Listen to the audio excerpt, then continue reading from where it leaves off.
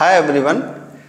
Interview में जावा में पूछे जाने वाला एक बहुत ही पेट क्वेश्चन है कि बाइट कोड क्या होता है।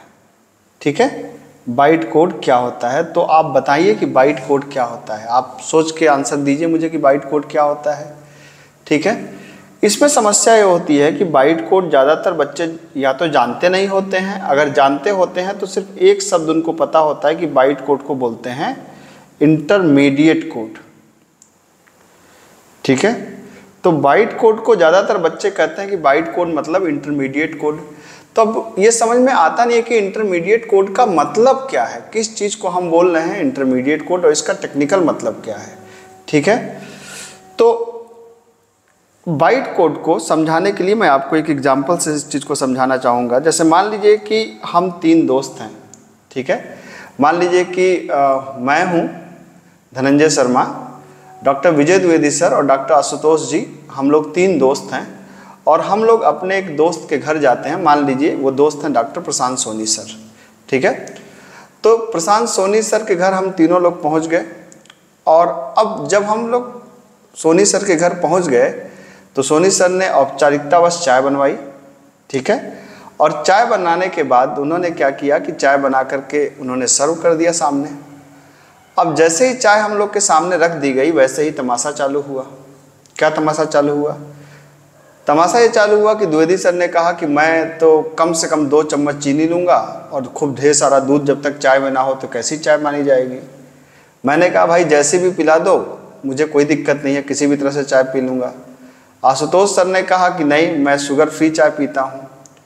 तो अब सोनी सर के लिए समस्या खड़ी हो गई कि अब चाय बन चुकी है और दोबारा चाय, मतलब अब या तो अब चाय में से शुगर निकालने का तो कोई इंजेक्शन आता नहीं है, आता हो तो आप सोच लीजिए, नहीं आता। तो अब क्या कर सकते हैं, अब कैसे कर सकते हैं कि हमारी प्रॉब्लम सॉल्व हो।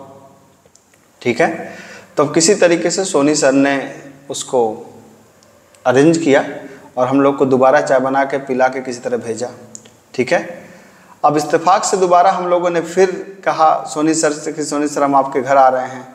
सोनी सर भी स्मार्ट आदमी हैं, उन्होंने क्या किया, इस बार जब हम लोग सामने पहुँचे तो उन्होंने मेज़ पर बॉयल्ड पानी की kettle, sugar cube, tea bags और मिल्क पाउडर, ये सारी चीज़ें उन्होंने टेबल पे सजा दी और कहा कि भाई साहब जितना आपको लेना है लीजिए, चाय बनाइए और उसके हिसाब से पीजिए और फिर जाइए। कहने का मतलब इस बार अगर कोई कहता है मैं शुगर नहीं लूँगा तो ठीक है, शुगर क्यूब आप मत डालिए। कोई कहता है कि अगर मैं दूध ज़्यादा लूँगा तो आप दूध 2 चम्मच डाल लीजिए। ठीक है, अब इस एग्जाम्पल को आपने ध्यान से सुना, अब समझिए कि इंटरमीडिएट कोड का इस एग्जाम्पल से क्या लेना देना है।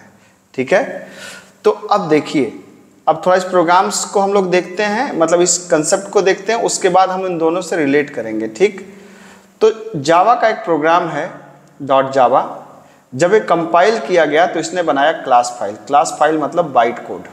ठीक है, अब जितने भी ऑपरेटिंग सिस्टम होते हैं, चाहे वो विंडोज़ का ऑपरेटिंग सिस्टम हो, चाहे वो लिनक्स का ऑपरेटिंग सिस्टम हो, चाहे अदर्स का ऑपरेटिंग सिस्टम हो, इनके अपने खुद के JVM होते हैं। ये बाइट कोड एक इंटरमीडिएट कोड है। इंटरमीडिएट कोड का मतलब बीच का कोड, जो ना इस मशीन की भाषा में है ना इस जावा की भाषा में है। ठीक है, अब बिल्कुल मेरे एग्जाम्पल से कोरिलेट करिए। कैसे? खौलता हुआ पानी, ना नॉर्मल पानी है ना चाय बना है। टी बैग, ना बिल्कुल नॉर्मल चाय पत्ती है ना बिल्कुल चाय में उबली हुई चाय पत्ती है। शुगर क्यूब, ना नॉर्मल शुगर है ना डाइल्यूटेड शुगर है। तो इसका मतलब कि जितनी भी चीज़ें सोनी सर ने टेबल पर रखी थी सब किस फॉर्मेट में थी? इंटरमीडिएट फॉर्मेट में थी, और वो प्लेटफॉर्म के हिसाब से आराम से कन्वर्ट हो सकती थी। बिल्कुल उसी तरीके से बाइट कोड एक ऐसा इंटरमीडिएट कोड है जिसको ये JVM इसी बाइट कोड को अपने हिसाब से कन्वर्ट कर सकता है।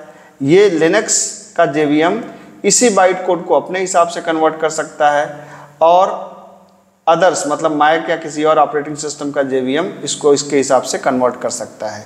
तो होपफुली आपको ये बात ज़रूर समझ में आई होगी कि बाइट कोड क्या है।